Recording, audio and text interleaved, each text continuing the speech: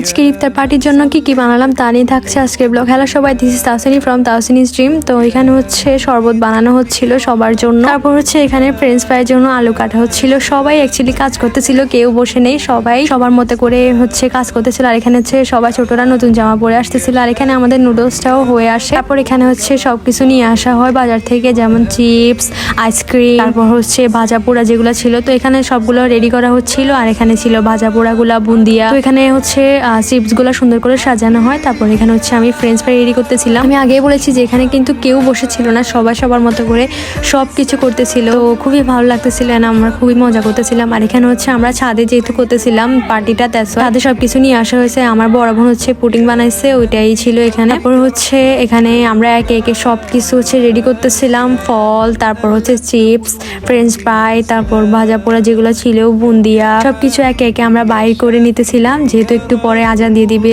So এখানে হচ্ছে আমরা সবকিছু রেডি করে ফেলেছি। আজকের ব্লগটা এই পর্যন্ত, দেখা হবে অন্য আরেকটি ব্লগে। বাই।